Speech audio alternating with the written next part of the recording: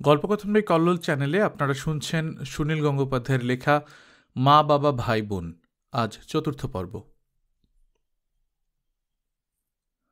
Sir, আজ বাড়ি চলে যান, আজ আপনাদের ঢুকতে দেয়া হবে না। প্রিয়নাথ থমকে দাঁড়ালেন। গেটের সামনে ছাত্ররা সব ভিড় করে আছে। আজ আবার কিসের যেন স্ট্রাইক। এইরকম তো প্রায়ই একটা না একটা লেগেই থাকে, তাই উপলক্ষ জানবার জন্য প্রিয়নাথ আগ্রহ বোধ করলেন না। ছাত্ররা যদি পড়াশুনো করতে না চায় তাহলে থাক অশিক্ষিত নির্বোধ হয়ে। একসঙ্গে অনেক মানুষ মিললেই একটা অন্ধ শক্তি তৈরি করে, তখন তারা যা আবদার করবে তাই মেনে নিতে হবে। এমনকি 15-16 বছর বয়সী 20-25টা স্কুলের ছাত্র এক কাট্টা হলে তুলকালাম কাণ্ড বাঁধিয়ে ফেলতে পারে। কয়েক বছর আগে 20-25টিও নয়, মাত্র 7-8টি ছেলে এসেছিল এই স্কুলটায় আগুন ধরিয়ে দিতে। তখন কেউ তাদের বাধা দিতে সাহস পায়নি।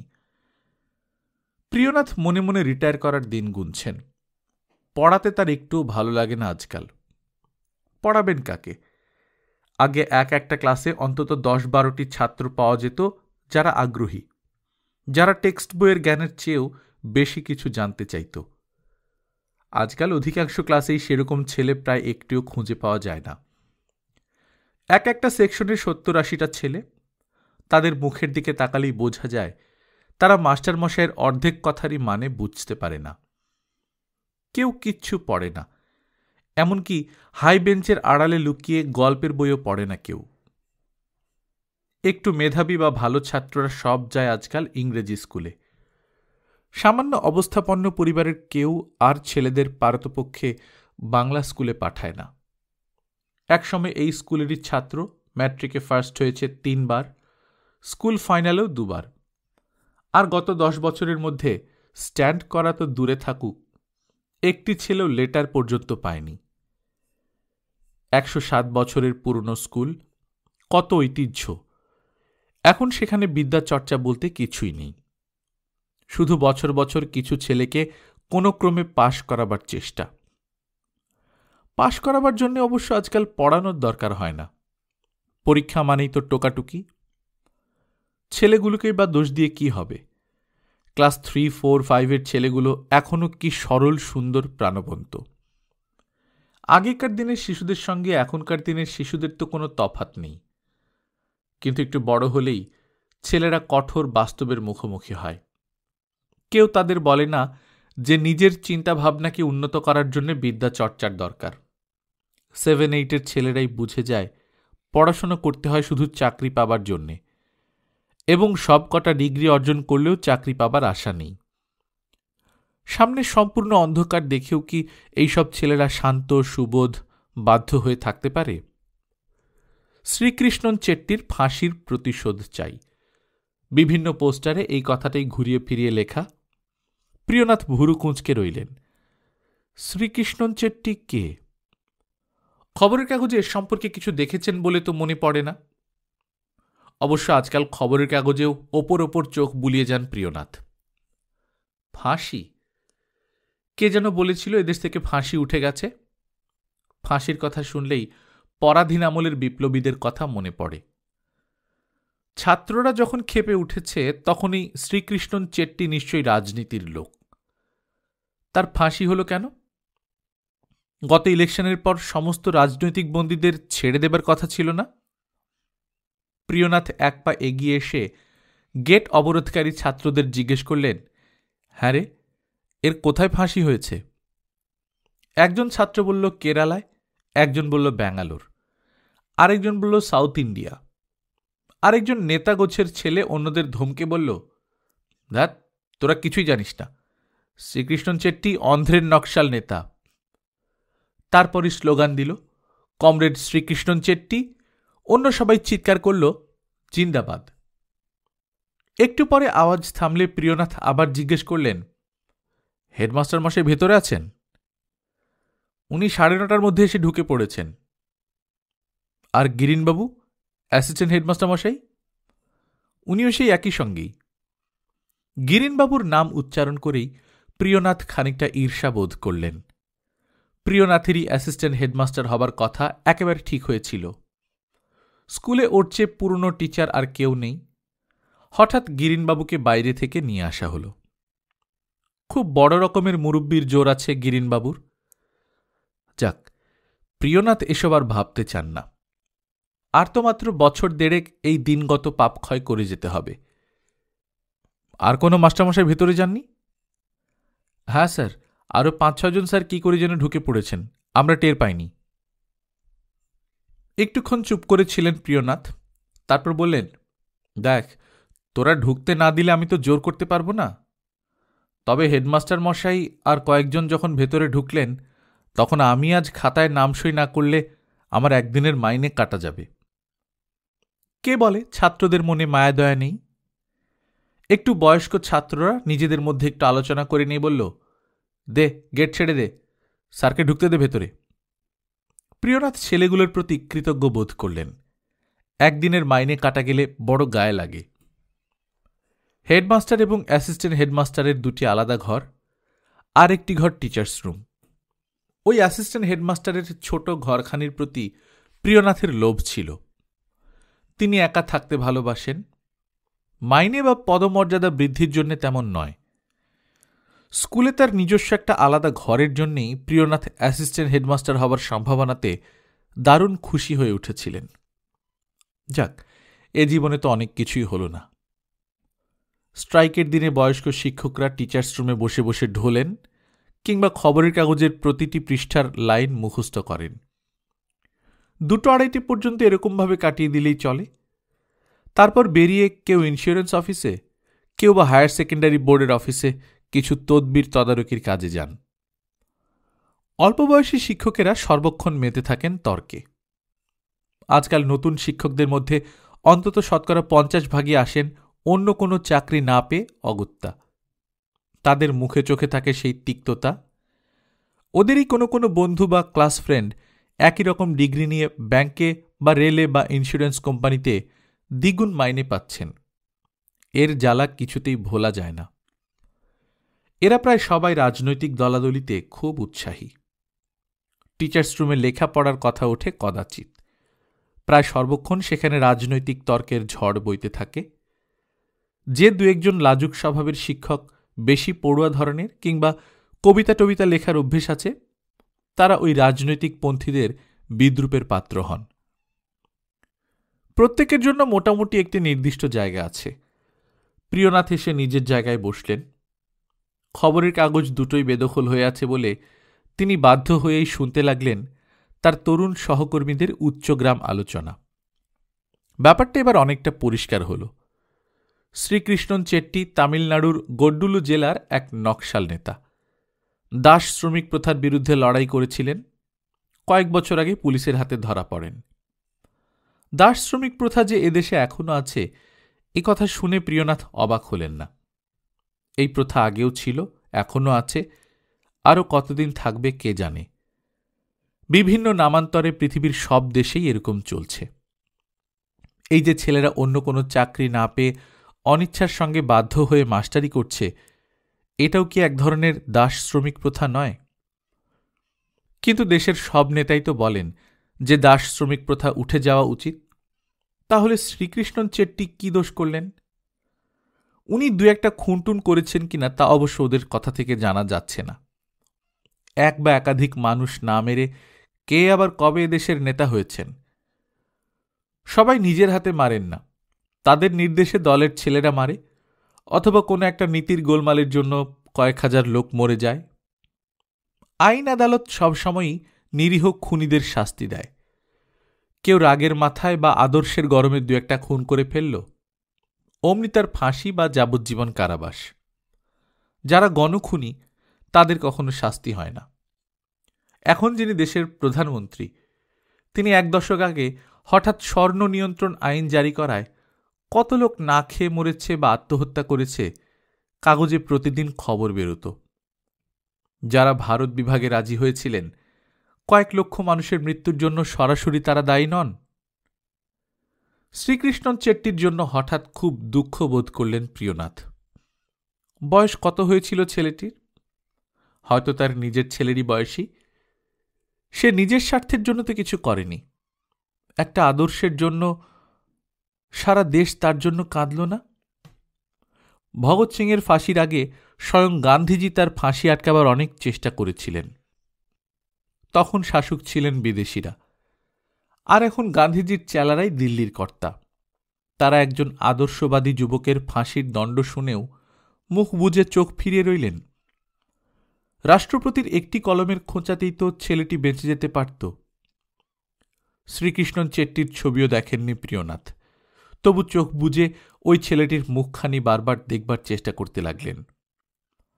তরুণ শিক্ষকদের তর্কাতর্কি এখন অন্যদিকে মোড় নিয়েছে। অন্য বিষয়বস্তু যাই থাকুক, স্থানীয় রাজনীতি নিয়ে খানিকক্ষণ না চেঁচালে ঠিক গলার সুখ হয় না। আর কয়েকজন মিলে দল বেঁধে একটি সিনেমায় যাবার পরিকল্পনা করছে। দুটো আন্দাজ প্রিয়নাথ উঠে পড়লেন। এরকম অসময়ে বাড়ি যাওয়ার অভ্যেস নেই তার, বাড়িতে যাবেনও না।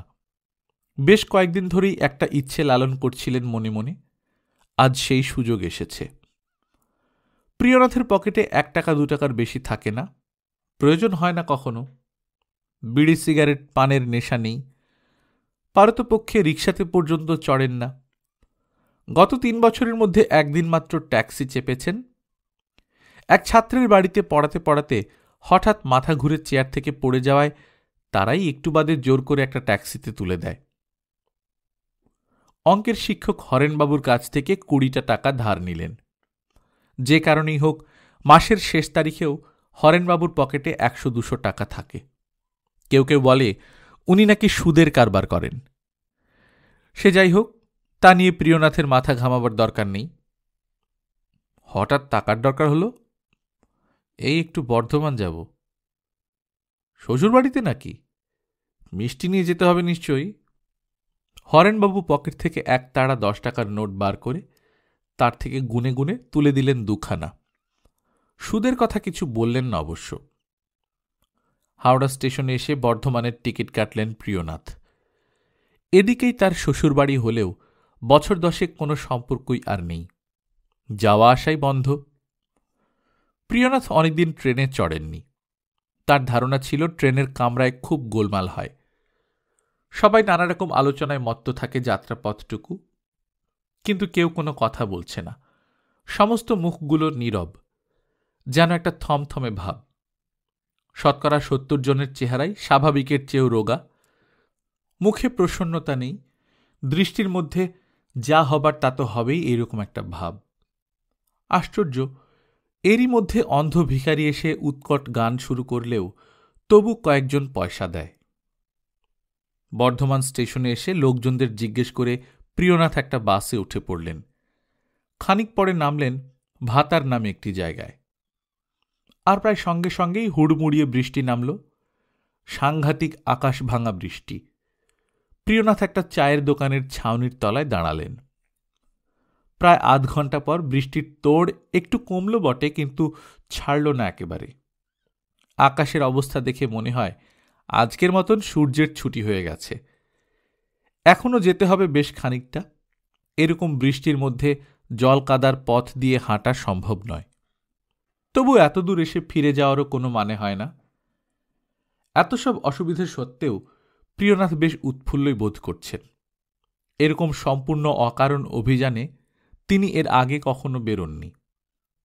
বাধ্য হয়েই একটা সাইকেল রিকশা নিতে হলো, এবং কিছুদূর যাবার পর সারি সারি হোগলা পাতার ঘর এবং তাঁবু দেখেই তিনি বললেন, থামো। রিকশাওয়ালা জিজ্ঞেস করল, কোথায় যাবেন? প্রিয়নাথ বললেন, কোথাও না। তারপর একটু ইতস্তত করে বললেন, তুমি বাপু আমার জন্য এখানে 10-15 মিনিট অপেক্ষা করতে পারবে? আমি আবার ফিরে যাব। চটি জোড়া রিকশাতেই খুলে রাখলেন। তারপর ধুতি গুটিয়ে কাদার মধ্যে দিয়ে বৃষ্টিতে ভিজতে ভিজতে এগিয়ে গেলেন। যুদ্ধ নেই, দাঙ্গা হাঙ্গামা কিছু নেই, তবু হাজার হাজার মানুষ কেন ঘরবাড়ি ছেড়ে চলে আসে? 10-12 বছর এক জায়গায় থাকলে সেই জায়গার উপর একটা মায়া পড়ে যায় না? যতই রুক্ষ অনুর্বর হোক, তবু নিজের জমি ছেড়ে হুট করে কারুর কথা শুনে এত মানুষ চলে আসতে পারে অনিশ্চিত আশায়। গাছতলায়, রেল স্টেশনে কিংবা খোলা মাঠে পড়ে থাকবে, অথচ ফিরে যেতে চায় না। কি এর রহস্য? এটা কি মানুষের প্রকৃতি বিরুদ্ধ কাজ নয়? 20, 25 কি 30 বছর ধরে যারা এদেশে আছে তাদের নাম এখনো উদ্বাস্তু। সুকুমার রায়ের বুড়ির বাড়ি নামে একটি কবিতা আছে। সেই কবিতার বর্ণনাও যেন এই বাড়িগুলোর কাছে হার মেনে যায়। ছেঁড়া চাটাই, পুরনো কাঁথার কঞ্চি দিয়ে কোনো রকমে খাড়া করা খুপড়ি খুপড়ি ঘর। সেই রকম এক একখানা ঘরে 5-7 জন নারী, পুরুষ, শিশু। এছাড়া রয়েছে কিছু কিছু তাঁবু, যার অনেকগুলোই আজকের ঝড় বৃষ্টিতে হেলে পড়েছে। ঘর বা তাঁবুগুলোর মেঝে বলে কিছু নেই, থকথক করছে কাদা। পেছনের কচু বনে গোয়া গোয়া করে ব্যাঙ ডাকছে। কাছাকাছি সাপখোপের রাজত্ব থাকা বিচিত্র কিছু নয়। জল কাদা মাখা অবস্থায় প্রিয়নাথ সেখানে এসে দাঁড়ালেন। একটু পরেই একজন জোয়ান চেহারার পুরুষ এসে জিজ্ঞেস করল, কি চাই আপনার? প্রিয়নাথ বললেন, কিছু নয়। অনেকদিন আগেই পুলিশ এদের জোর করে ফেরত পাঠাবার চেষ্টা করেছিল। এরা যেতে চায়নি। তারপরই পুলিশের সঙ্গে বচসা ও খণ্ডযুদ্ধ।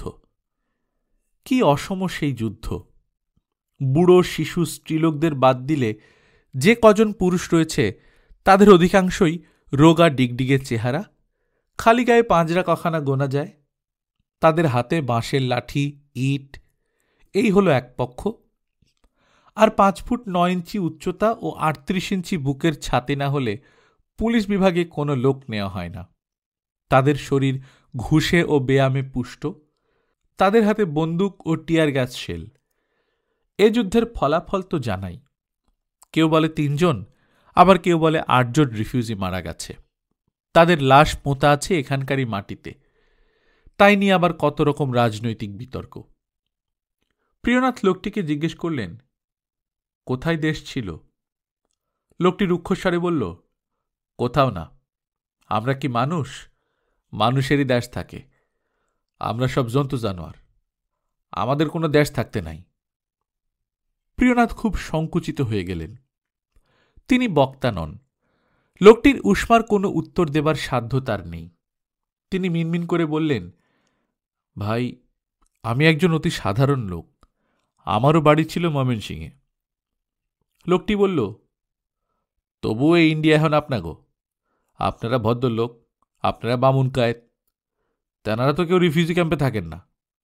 আপনারা সব শুদ্ধ হয়ে গেছেন। আমরা ওই পারেও ছোট লোক ছিলাম, এই পারেও ছোট লোক। কুত্তা বিলাইয়ের মতন আমাকে ধাওয়া করেন। দূরে একটা তাঁবুতে হঠাৎ কান্নার রোল উঠল। লোকটি হিংস্রভাবে হেসে প্রিয়নাথকে বলল, ওই যে আরেকজন মরল। সকাল থেকেই তো ধুকতাছিল। আমরা মরলে আপনি এগুই লাভ। আমরা সকলে একসঙ্গে মরলে আপনারা খুশি হন। আরও কয়েকজন এসে ভিড় করে দাঁড়িয়েছে। সকলেরই মুখ রাগী নয়, বরং বেশিরভাগ মুখগুলি সাংঘাতিক মলিন ও নৈরাশ্য মাখা। ওরা নিছক বেঁচে আছে। ওরা যেন জীবন্ত নয়। তাদের একজন বলল, না খাইতে দিয়ে আমাকে তাড়ায় দিলেন। দণ্ডকারণ্য পাকিস্তানের থেকেও খারাপ। বাঙালি বইলা লোক সেখানে আমাকে গায়ে থুতু দেয়। প্রিয়নাথ আর দাঁড়ালেন না। একটি কথাও না বলে পেছন ফিরে হাঁটতে লাগলেন। রিকশায় ওঠার পর তিনি বিড়বিড় করে বললেন, এরা যখন পারে তখন আমিও পারব। গোটা রাস্তাটা তিনি এই কথাটাই মনে মনে মন্ত্রের মতো জপ করতে লাগলেন। তার মনে আর একটা ছবিও ভেসে উঠতে লাগলো বারবার। একটা নারকোল গাছ ঘেরা একতলা সাদা বাড়ি, উঠোনের খুব কাছেই পুকুর। এক ঝাঁক বাচ্চা নিয়ে মস্ত বড় একটা শোল মাছ সেই পুকুরের জলে ভেসে ওঠে মাঝে মাঝে। পুকুরের ওপাশে আমবাগান। কি শান্ত স্নিগ্ধ সেই বাড়িটির ছবি! মনে হয় যেন স্বর্গের এক টুকরো। ওই বাড়িটি ছিল প্রিয়নাথের। স্কুল থেকে রিটায়ার করে তিনি ওই বাড়িটিতে গিয়ে থাকতে পারতেন। প্রিয়নাথ মনে মনে বললেন, আমি কখনো জুয়া খেলিনি। মদ কিংবা মেয়ে মানুষের পেছনে কত লোক টাকা ওড়ায়, আমি তা কিছুই করিনি।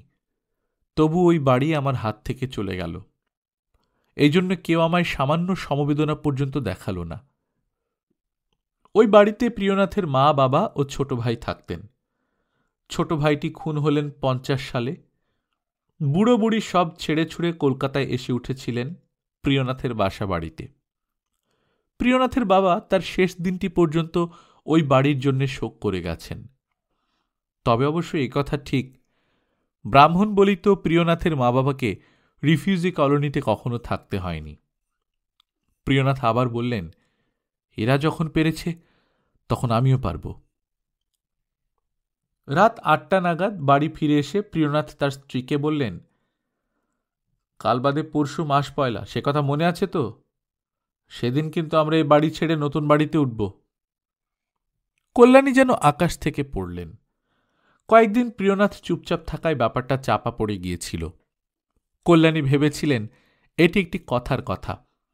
এমন চমৎকার বাড়ি ছেড়ে কেউ যায়? এতদিনের সংসার কি উপড়ে তোলা সহজ কথা?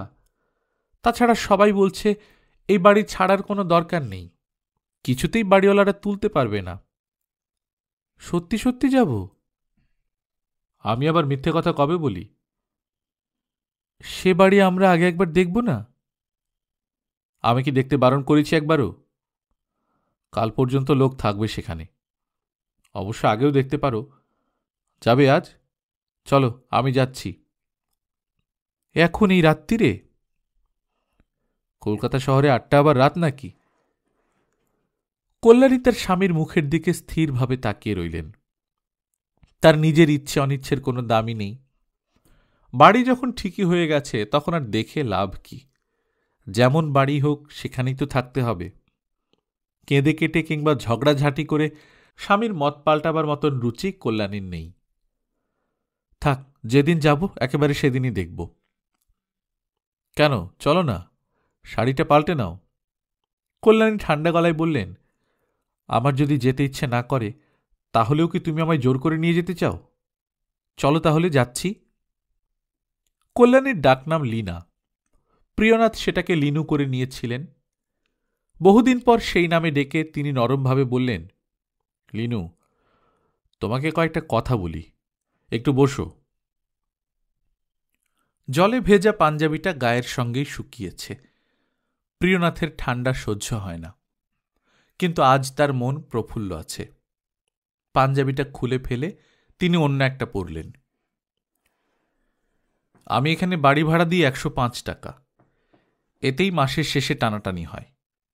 এর থেকে বেশি ভাড়া দেওয়া আমার পক্ষে সম্ভব নয়। রোজগার বাড়েনি। আমরা ছেড়ে গেলে মিহিররা এই ফ্ল্যাট অন্তত 600 টাকায় ভাড়া দেবে। ওদেরও রোজগারপাতি এখন কম। তুমি ওদের উপকার করতে চাইছ? ওদের উপকার করি না করি আমি অন্তত কোনো অন্যায় করতে চাই না। আমরা মামলায় হেরে গেছি। এখানে থাকার আর কোনো আইনত অধিকার নেই আমাদের। আমরা জবরদখল করে থাকতে গেলে ওরাও জোর করে আমাদের ঘটিবাটি বাইরে ছুঁড়ে ফেলে দিয়ে গলা ধাক্কা দিয়ে আমাদের বার করে দিতে পারে। সেটা কি আমাদের পক্ষে সম্মানজনক হবে? কিন্তু দেবু যে বলছিল এখনো আবার। সেটা দেবু এখন বলছে, সেটা কথার কথা। মামলার সময় আমার অসুখ ছিল। আমার 2 ছেলের কেউই কোর্টে যেতে পারেনি, তারা ব্যস্ত ছিল। অর্থাৎ মামলায় হারি বা জিতি তাতে ওদের কিছু আসে যায় না। দেবু তো তখন অফিসের কাজে বাইরে গেল, আর টোটো। যে কাজেই ব্যস্ত থাকুক, সেটা বাড়ি ছাড়ার মামলার চেয়ে জরুরি। সুতরাং এখন এই বাড়ি ছাড়তে হলে ওদের আর আপত্তি থাকার কথা নয়। লিনু, আমরা উদ্বাস্তু। এক জায়গা থেকে আরেক জায়গায় যাওয়াই তো আমাদের নিয়তি। জীবনের আর কটা মাত্র বছর বাকি আছে। আমি ঠিক করেছি আর কোনো অন্যায়, মিথ্যে বা ভণ্ডামির প্রশ্রয় দেব না। ওঠো, শাড়িটা বদলে নাও। চলো বেড়াতে বেড়াতে একটু ঘুরে আসি আমাদের নতুন বাড়ির কাছ থেকে। টোটো এখনো ফেরেনি। সে তো আর জানে না যে তার বাবা আজ এত তাড়াতাড়ি বাড়িতে আসবেন। জাপানি একাই চেঁচিয়ে চেঁচিয়ে পড়া চালিয়ে যাচ্ছে। জাপানি যদি যেতে চাই ওকেও বলো। টোটোর কথা উল্লেখ করলেন না প্রিয়নাথ। সে যে অনেকদিনই এই সময় ফেরে না, সেটা যেন তার অজানা নয়। শ্যামবাজার পর্যন্ত হেঁটে গিয়ে বাস ধরে ওরা 3 জন চলে এলেন মানিকতলায়। তারপর মিনিট দুয়েক হেঁটেই একটা বস্তির মুখে এসে প্রিয়নাথ মুচকি হেসে বললেন, এসো, ভেতরে এসো। কল্যাণী আর জাপানি তখনও কিছু বুঝতে পারেনি। ভাবল বুঝি এর মধ্যে দিয়ে অন্য কোথাও যেতে হবে। সরু গলি এঁকে মেঁকে ঘুরে গেছে, ছপছপ করছে জল।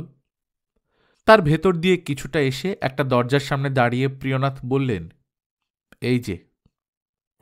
জাপানি মায়ের দিকে তাকিয়ে বলল, আমরা এখানে থাকব? প্রিয়নাথই উত্তর দিলেন, কেন, এখানে কি মানুষ থাকে না? অনেক খোঁজ করে তবে সন্ধান পেয়েছি। দরজায় কয়েকবার টোকা দিলেন প্রিয়নাথ। ভেতরে মিটমিট আলো জ্বলছিল। একটি 17-18 বছরের ছেলে দরজা খুলে দিল। ঘরটা একদম ফাঁকা, শুধু একটি খাটিয়া পাতা। বোঝা যায় ছেলেটি শুয়েছিল ওখানে। যারা ছিল তারা চলে গেছে? ছেলেটি বলল, তারা পরশু ভোরেই পালিয়েছে, টাকা দিয়ে যায়নি, শালা রাম হারামি। প্রিয়নাথ একটু গলা খাঁকারি দিয়ে বললেন, আমরা নতুন ভাড়াটে, পরশু থেকে আসব, এখন একটু দেখব ভেতরটা। ছেলেটি খুব সন্দেহজনক চোখে ওদের দেখল আপাদমস্তক। বিশেষত জাপানির শরীরে ওর দৃষ্টিটা লেগে রইল অনেকক্ষণ। মা আর মেয়ে রুদ্ধবাক, ঘোর লাগার মতন অবস্থা। ছেলেটির হাতে হ্যারিকেন দেখে প্রিয়নাথ জিজ্ঞেস করলেন, এ কি, আলো নেই? হারামিরা সব বাল্ব খুলে নিয়ে পালিয়েছে। প্রিয়নাথ স্ত্রীর দিকে তাকিয়ে বললেন, এসো। ভেতরে পা দিয়ে তিনি আবার বললেন, এই ঘরটা দেখো, আমাদের শোবার ঘরের মতনই বড়, পাশে আরেকটা ঘর আছে। হ্যারিকেনটা নিজের হাতে নিয়ে অন্য একটি দরজা দেখিয়ে বললেন, পাশে আরেকটা ঘর, রান্নার জায়গা আর একটা ছোট্ট উঠোনও আছে। আলাদা বাথরুম অবশ্য নেই, কিন্তু আমি কথা বলে রেখেছি, এখানেই একটা টিনের চালা দিয়ে ঘর বানিয়ে নিতে হবে, কাছেই টিউবওয়েল আছে। উঠোনে দাঁড়িয়ে প্রিয়নাথ বেশ পরিতৃপ্তির সঙ্গে বললেন, এই দেখো, বলেছিলাম না একটা কদম গাছ আছে? সেই কদম গাছের মাথার উপর দিয়ে চাঁদ উঠেছে। বর্ধমানে অত বৃষ্টি, কিন্তু কলকাতার আকাশ পরিষ্কার, তকতকে নীল, সুন্দর স্নিগ্ধ জ্যোৎস্না। আকাশের দিকে একবার তাকিয়ে চোখ ফিরিয়ে নিয়ে কল্যাণী জিজ্ঞেস করলেন, তুমি কাকে শাস্তি দেবার জন্য আমাদের এখানে নিয়ে আসছ? প্রিয়নাথ বললেন, কাকে আবার শাস্তি দেব? অন্য কারোকে শাস্তি দেবার ক্ষমতা কি আমার আছে? শাস্তি যা পাবার আমাকেই পেতে হবে। দেবকুমার অফিসে ছুটি নিয়ে ফেলল, যদিও খুব জরুরি কাজ ছিল। বাবার সঙ্গে তার কোনোদিনই ঠিক রাগারাগি বা ঝগড়া হয়নি, তবু সে পারতপক্ষে বাবার সামনে আসতে চায় না। এই জন্যই সে মায়ের সঙ্গে দেখা করতে যায় বিকেলের দিকে, যখন বাবা থাকেন না। অনুরাধাই খবরটা দিয়েছে। সকালে 1 কাপ চা খাওয়ার পরই দেবকুমার অনুরাধাকে জিজ্ঞেস করল, তুমি যাবে? অনুরাধা বলল, আমি এক্ষুনি তৈরি হয়ে নিচ্ছি। বুনবুন কোথায় থাকবে? ওকেও নিয়ে যাব সঙ্গে। যখন তখন ট্যাক্সি চড়া অভ্যেস হয়ে গেছে, কিন্তু প্রত্যেকবার ট্যাক্সি নিতে গিয়ে দেবকুমারের একটু খচ করে লাগে। এতখানি বিলাসিতা করার মতন অবস্থা তার নয়।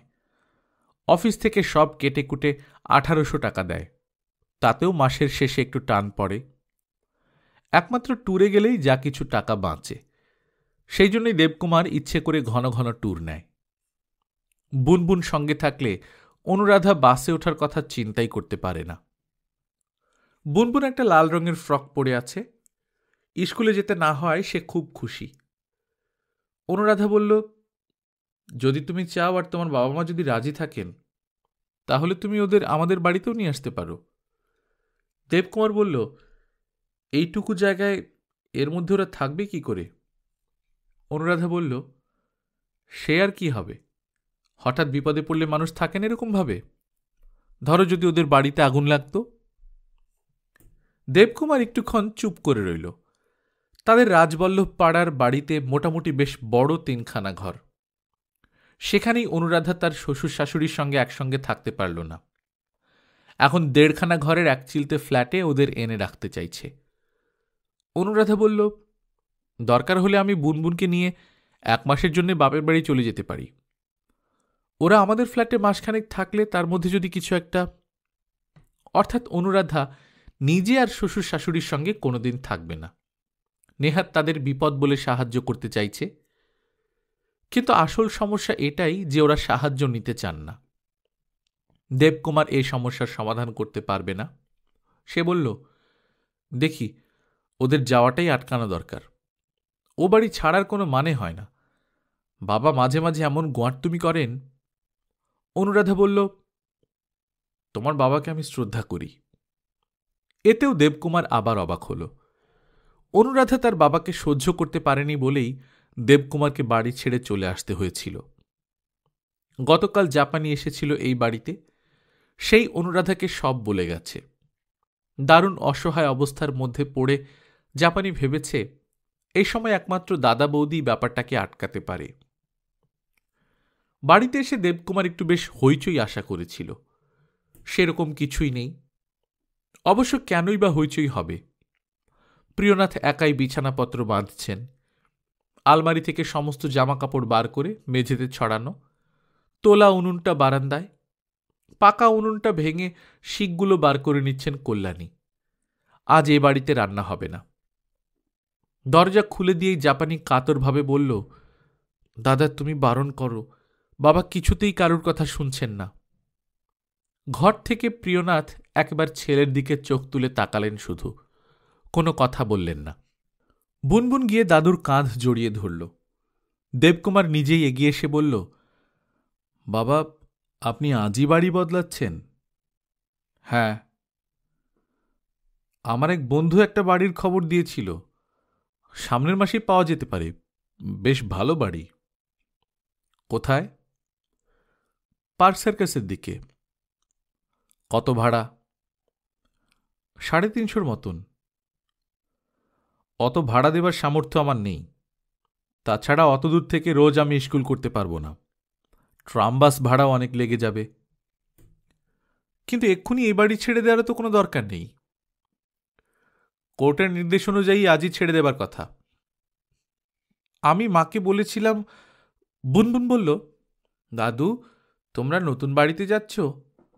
আমিও থাকবো সেখানে। বাইরের দরজার কাছে কে যেন খটখট করল। তারপর ডাকল, স্যার। বাড়িওয়ালাদের ছেলে পরিতোষ, দেবকুমারেরই বয়সী। অনেকদিন সে ওপরে আসেনি। মামলা মোকদ্দমা হওয়ার সময় থেকে ওদের সঙ্গে কথা বন্ধ হয়ে গিয়েছিল। অবশ্য একসময় পরিতোষও ছাত্র ছিল প্রিয়নাথের। পরিতোষ বলল, আপনি স্যার, আপনারা আজই চলে যাচ্ছেন? প্রিয়নাথ বলল, হ্যাঁ, গত মাসের ভাড়া দেওয়া আছে। তোমাদের কাছে নোটিশ দেবার প্রয়োজন মনে করিনি, কারণ কোর্টের হুকুমই তো ছিল। পরিতোষ একটা কাঁচুমাচু ভাব করে নখ খুঁড়তে খুঁড়তে বলল, আপনি ইচ্ছে করলে, মানে ভালো বাড়ি টাড়ি পেলে, মা বলছিলেন, এটা ভাদ্র মাস, এই সময় কেউ বাড়ি ছেড়ে যায় না। আপনারা এতকাল ধরে আছেন। প্রিয়নাথ বললেন, কোর্ট তো ভাদ্র মাস মানে না, তারা এ মাসেই উঠে যেতে বলেছে। পরিতোষ দেবকুমারের দিকে ফিরে বলল, দেবুদা তোমরা নাকি মানিকতলার কাছে এক বস্তিতে উঠে যাচ্ছ? দেবকুমার মনে মনে বলল, আমরা নয়, আমার মা বাবা ভাই বোন। আমরা তো ল্যান্সডাউনে থাকি। সে উত্তর না দিয়ে চিন্তিত ভঙ্গি করে রইল। পরিতোষ বলল, স্যার মা বলছিলেন আপনারা সেই বাবার আমল থেকে আছেন, এরকমভাবে হুট করে চলে যাওয়া। আপনি মাথার উপর ছিলেন অনেকটা গার্জিয়ানের মতো, তাই মা বলছিলেন অন্তত এই মাসটা যদি থেকে যেতে চান। মামলা মোকদ্দমা যে চলছিল তা তোমার মা জানতেন না? দেখুন আজকাল বাড়ির ট্যাক্স যা, আমাদেরও তো অন্য ইনকাম নেই। বাধ্য হই, মানে আমাদের নিজেদেরই দরকার। তবু আপনারা এরকমভাবে চলে গেলে। দেখো পরিতোষ, তোমাদের ওপর আমি রাগ করে যাচ্ছি না। ঠিকই তো, তোমাদেরও দরকার আছে। আমাকে যখন যেতেই হবে তখন 1 মাস 8 মাস দেরি করে আর লাভ কি? এক জায়গায় ঘর ঠিক করেছি। তা বলে বস্তিতে যাবেন? আরও কিছুদিন না হয় থেকে কোনো একটা ভালো বাড়ি টাড়ি দেখে।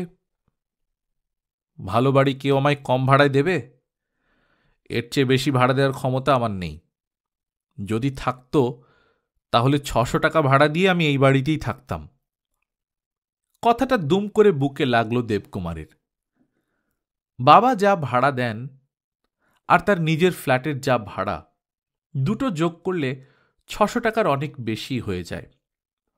অবিচ্ছিন্ন সংসার হলে এখানে থেকে যাওয়ার কোনো অসুবিধাই ছিল না, কিন্তু তা আর সম্ভব নয়। পরিতোষের বিবেক এখন মুক্ত হয়ে গেছে। এতকালের পুরনো ভাড়াটে এবং এককালের মাস্টারমশাইকে আরও কিছুদিন থেকে যাবার অনুরোধ জানাতে এসেছিল, তা হয়ে গেছে। এটাও সে করতে এসেছে ছোট ভাইদের সম্পূর্ণ অমতে, নেহাত মায়ের কথায়। আজকাল মাসে 500 টাকার ক্ষতি কেউ স্বীকার করে? সে বলল, স্যার তাহলে আপনার পায়ের ধুলোটা একবার নেব। উঠে দাঁড়িয়ে প্রিয়নাথ পরিতোষকে আশীর্বাদ করে বললেন, এবার দেখে শুনে কোনো কোম্পানিকে ভাড়া দিও। আজকাল শুনেছি লিজ হয়। তারপর একটু থেমে বললেন, যাবার সময় তোমার মায়ের সঙ্গে দেখা করে যাব। টোটো ঠেলা রাখতে গেছে, আর ঘণ্টাখানেকের মধ্যেই। 30-35 বছরের সংসার, কত রকম অপ্রয়োজনীয় জিনিস জমে যায়, সেগুলো বেছে ফেলে দিতেও অনেক সময় লাগে। একটা ছবিহীন কাঠের ফ্রেম হাতে নিয়ে বসে আছেন কল্যাণী। এটাতে কার ছবি, কিসের ছবি ছিল মনে নেই কল্যাণীর। ফ্রেমটা হাতে নিয়ে তিনি ওর অদৃশ্য অন্তরটা মনে করবার চেষ্টা করলেন। কিছুতেই মনে আসে না। অনেক দিনের পুরনো ফ্রেম, পাশগুলো একটু পচে গেছে। এখন এটা ফেলে দেওয়া হবে না নিয়ে যাওয়া উচিত? নিয়ে গিয়েই বা কি হবে? ওতে আর কোনো ছবি মানাবে? অনুরাধা জাপানির ঘরের কাপড় চোপড় গুছিয়ে দিচ্ছে। এসব কাজ সে ভালো পারে। একটা খুব সুবিধে, এ বাড়ির প্রত্যেকটির ঘরে একটা করে বেশ বড় দেওয়াল আলমারি রয়েছে। সেজন্য আলাদা আলমারি কেনার প্রয়োজনীয়তা কখনো দেখা দেয়নি। এখন সেই 3 আলমারি ভর্তি জিনিসপত্র যাবে কিসে? অনুরাধা পরিপাটি করে সেসব জিনিসপত্র গুছিয়ে আলাদা আলাদা কাপড়ের মোচকা বাঁধতে লাগল। সেদিকে এক পলক তাকিয়ে অনুরাধাকে খুব নিষ্ঠুর মনে হল দেবকুমারের। এইসব জিনিসগুলো কিভাবে এখান থেকে নিয়ে যাওয়া হবে তার ব্যবস্থা করে দিতে পারে অনুরাধা, কিন্তু সেখানে গিয়ে এগুলো কোথায় রাখা হবে সেদিকে তার মাথা ব্যথা নেই। যেন সে তার বাবা মাকে যত তাড়াতাড়ি সম্ভব বস্তিতে পাঠিয়ে দেবার জন্য ব্যস্ত। ঠিক তক্ষুনি অনুরাধা বলল, আমার একটা আলমারি বিশেষ কাজে লাগে না জাপানি, সেটা তোকে আমি আজই ওবেলা পাঠিয়ে দেব। জাপানি মুখটা ফিরিয়ে নিয়ে কান্না চাপল। বৌদি এখনো বস্তির বাড়ি দেখেনি। বৌদি জানে না যে সেখানকার ঘরে কোনো আলমারির জায়গা নেই। যেদিন দেবকুমার অনুরাধারা এই বাড়ি ছেড়ে চলে যায় সেদিন কত রকম আয়োজন করতে হয়েছিল। উদ্যোগ পর্ব চলেছিল 4-5 দিন ধরে। কিছু কিছু জিনিসপত্র আগে আগে পাঠিয়ে দেয়া হয়েছিল। অনুরাধার বাবা খুব সস্তায় জোগাড় করে দিয়েছিলেন 2খানা লরি। তবু যেন সব আটে না। তবে কি এই বাড়িতে দেবকুমারেরই জিনিসপত্র ছিল বেশি? না, তার নয়, অনুরাধার। যেমন অনুরাধা এইমাত্র বলল, আমার আলমারি। অধিকাংশই বিয়ের সময় পাওয়া। অনুরাধার বাবার সব মক্কেলরা দারুণ সব দামি দামি জিনিসপত্র উপহার দিয়েছিল। সেদিন আগে থেকেই সকালে জাপানিকে নিয়ে অনুরাধা চলে গিয়েছিল নতুন বাড়িতে, ঘর পরিষ্কার করে গুছোবার জন্য। দেবকুমার এদিকে থেকে গিয়েছিল তদারকিতে। এইসব গোলমালের মধ্যে যাতে বুনবুনের অযত্ন না হয় সেই জন্য 2 দিন আগে তাকে পাঠিয়ে দেয়া হয়েছিল অনুরাধার মায়ের কাছে। সেদিন এই বাড়িতে সবাই উৎসাহের সঙ্গে জিনিসপত্র টানাটানিতে হাত লাগিয়েছিল। দেবকুমারদের চলে যাওয়াটাকে যাতে কোনো ক্রমেই পারিবারিক বিচ্ছেদ বলে কেউ মনে না করে সেজন্য কল্যাণী দোতলার লোকদের ডেকে হাসি মুখে জোরে জোরে বলেছিলেন, ওর কোম্পানি থেকে একটা সুন্দর ফ্ল্যাট ভাড়া করে দিয়েছে। চমৎকার ব্যবস্থা। ওরা না গেলে টাকাটাও পাবে না, আর শুধু শুধু ফ্ল্যাটটা। কোনোদিন চেঁচামেচি করে ঝগড়া হয়নি। কল্যাণীরও সে স্বভাব নয়, আর অনুরাধারও ব্যবহার অতি সূক্ষ্ম। কিন্তু চাপা মন কষাকষি উঠেছিল চরমে। কারোরই দোষ নেই, শুধু ভুল বোঝাবুঝি। বাবার সম্পর্কে তো কোনো প্রশ্নই ওঠে না, কিন্তু মাও এক ফোঁটা চোখের জল ফেলেননি দেবকুমাররা যেদিন চলে যায়। যেন এটা অনেকদিন আগেই জানা হয়ে গিয়েছিল, নতুন করে আঘাত কিছু ছিল না। দেবকুমারী বরং সেদিন লুকিয়ে চোখের জল ফেলেছিল দু এক ফোঁটা।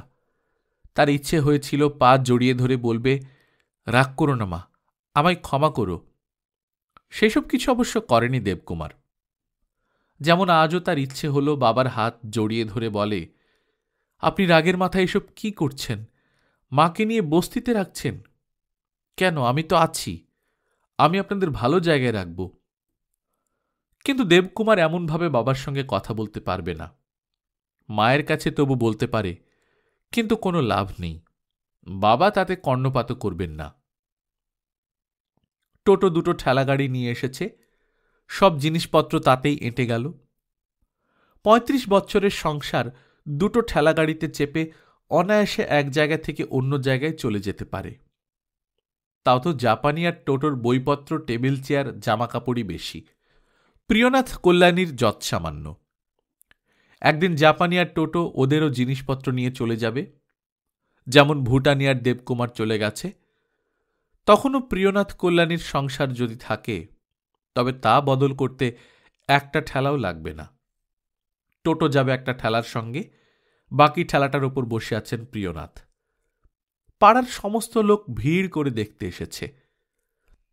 ওরা যে একটা বস্তিতে উঠে যাচ্ছেন, কি করে যেন সে কথা রটে গেছে সব জায়গায়। দেবকুমারের মনে হল সকলে যেন অবজ্ঞার দৃষ্টিতে শুধু তাকেই বিঁধছে, অথচ তার কি দোষ? আপনি বরং মায়ের সঙ্গে যান, আমি যাচ্ছি এই ঠেলার সঙ্গে। তুই তো নতুন বাড়ি এখনো দেখিসনি। এই কথার আর উত্তর নেই। টোটোও দেখেনি, সেজন্যই প্রিয়নাথকেই যেতে হবে ঠেলার সঙ্গে। ঠেলা দুটো ছেড়ে দেবার পর দেবকুমার ভাবল, এতদিনে তাদের সংসারটা সত্যিকারই ভেঙে গেল। ল্যান্সডাউন রোডে থাকলেও এতদিন এই বাড়িটাকেই তার মনে হতো আসল বাড়ি। এখানে সে জন্মেছে, জন্ম থেকে ২৮ বছর কাটিয়েছে এখানেই। আজ থেকে এই বাড়ির সঙ্গে আর কোনো সম্পর্ক থাকবে না। আবার ট্যাক্সি। আজও কল্যাণী কাঁদছেন না, জোর করে টানা হাসি মুখে বিদায় নিলেন সকলের কাছ থেকে। জাপানি কাঁদছে ফুঁপিয়ে ফুঁপিয়ে, আর বুনবুন কিছুই বুঝতে না পেরে বারবার একঘেয়ে প্রশ্ন করতে লাগল, পিসিমণি কাঁদছে কেন? মা বলো না। ঠেলাগাড়ির অনেক আগেই পৌঁছে গেল ট্যাক্সি। ভাড়া মিটিয়ে দিয়ে বস্তির মধ্যে ঢুকতে গিয়ে হঠাৎ রাগে ফেটে পড়ল দেবকুমার। ইংরেজিতে সে অনুরাধাকে বলল, বাবা এরকমভাবে একটা বাজে বস্তির মধ্যে জোর করে উঠে আসা।